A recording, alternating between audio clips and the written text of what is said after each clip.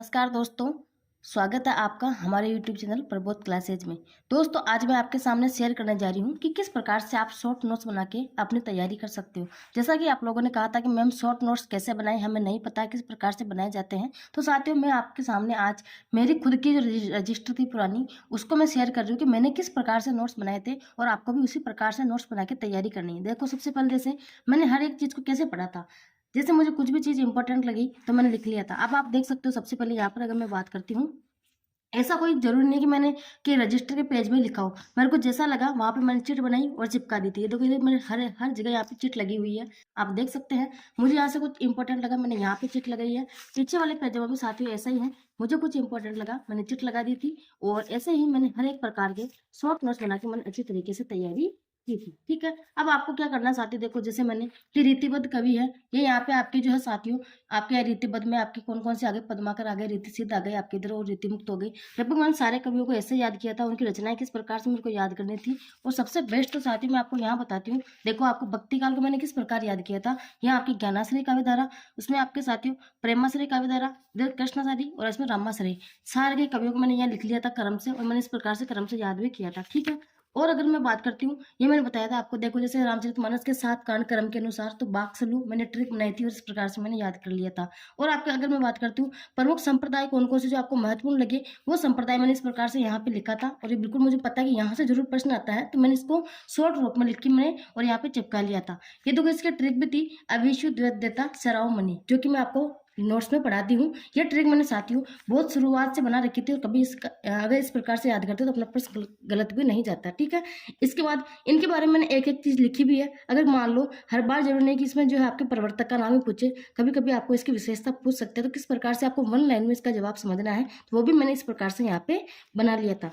उसके बाद देखो आपके जैसे मृगावती के रचनाकार कुतुबन है, शुक्ल के अनुसार किसने माना, ये सब द्विवेदी जी के अनुसार ईश्वर दास आपके, और वर्मा के अनुसार आपके चंदायन हो गई, शुक्ल और नगेंद्र, गुप्त और नगेंद्र के अनुसार आपके हंसावली हो गई। इस प्रकार से मैंने एक एक रचना को यहाँ पे लिख लिया था। ठीक है, नातों के नाम, 9 नातों के नाम मैंने इस प्रकार से, ये भी चिट बनी हुई है, ये भी चिट बना रखी मैंने, ये भी आपके चिट चिपकाई हुई है कि आपके आम गोगा चोच ज्वाला व्रत। ठीक है, इसमें आपके कौन हो गए, 9 नाथ के नाम हो गए। ठीक है, अपभ्रंश के कवि ये रहे सातों क्रम के अनुसार, स्वयं पुष्पदन हेम अब्दुल। ठीक है, ये आपके अपभ्रंश के कवि हो गए और बिल्कुल जो क्या है क्रम के अनुसार जमे हुए हैं। इस प्रकार से मैंने ट्रिक बना बना के याद किया था। इसके बाद ये रही साथियों एक चिट और, ये थोड़ी जो है खराब हो गई थी।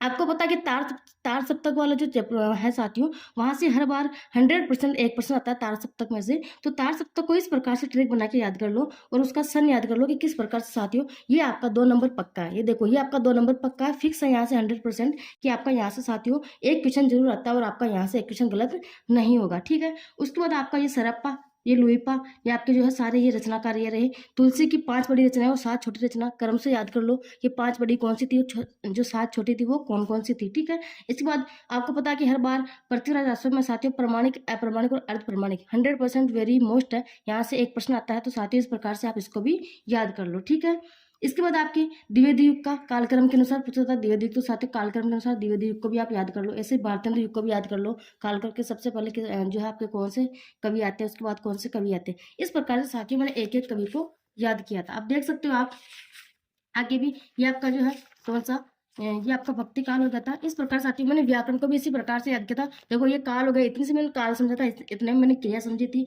इतने से मैंने जो है वाच्या का टॉपिक समझा था मात्र 10 लाइनों में। और ये आपके साथियों सर्वनाम मैंने इतने से मैं समझ लिया था, किस प्रकार से शॉर्ट नोट्स बनाया था। व्याकरण ये विशेषण हो गया। इस प्रकार से साथियों आपको भी क्या करना है, शॉर्ट नोट्स बना के ही इतनी तैयारी करनी। और अगर मैं बताऊँ साथियों, ये देखो आप इधर देख सकते हैं, इसके बाद में अगर मैं बात करती हूँ, आप ये देखो। ठीक है, ये रहा आपका पूरा रीतिकाल। मैंने पूरे रीतिकाल को, जो आप लोग कहते हो ना मैम रीतिकाल बहुत बड़ा है समझ में नहीं आता कैसे क्या याद करें, तो ये देखो ये मात्र इतना सा पेज और इतना सा पेज मैंने रीतिकाल पढ़ लिया था पूरा, और यहाँ से मेरा प्रश्न भी गलत नहीं होता था, कभी गलत नहीं होता था साथियों। अब रही रचना की बात साथियों, तो एक पेज में साथियों एक कॉपी ऐसे आपको लगानी है, ऐसे ऐसे कॉपी लेनी है जिसमें आपके सभी कवियों की रचना आपको जो है एक साथ लिख लेनी है। जैसे मैंने लिखी थी, देख लो, आपको देखना है कि केशवदास की रचनाएं कौन कौन सी है, चिंतामणि त्रिपाठी कौन सी है, ग्वाल कवि की जो रचना है वो कौन कौन सी है। इस प्रकार से भी आपको याद करना है। ठीक है साथियों, अगर मेरी वीडियो अच्छी लगे तो वीडियो को शेयर करना, चैनल को सब्सक्राइब करना ना भूलना, और आपको आगे ऐसे ही प्रकार से साथियों आपको आगे आने वाले हर एक प्रकार की न्यूज में देती रहूंगी। ठीक है, इसी प्रकार आप देख सकते हैं मैंने काव्य शास्त्र भी ऐसे पढ़ा था, किस प्रकार से अलंकार को पढ़ा था, किस प्रकार से ये देखो आपका ये रहा आपका यहाँ पे कौन सा साथियों, आधुनिक काल, मिथिली शरण गुप्त के बारे में, श्रीधर पाठक के बारे में, कौन कौन सी चीज़ें मोस्ट है मैंने हाईलाइट कर ली थी इसमें लिख लिख के। ये देखो आप, हैंड राइटिंग बोले मेरी थोड़ी जो है सही नहीं थी, क्योंकि मैंने नोट्स बनाए थे, नोट्स मैंने उसी हिसाब से बनाए है ना। लेकिन साथियों कंटेंट मैंने बिल्कुल उसी प्रकार से बनाया कि एग्जाम में जो है मेरा प्रश्न गलत नहीं होना चाहिए। ठीक है, तो साथियों आज के लिए धन्यवाद, शुभ दिन।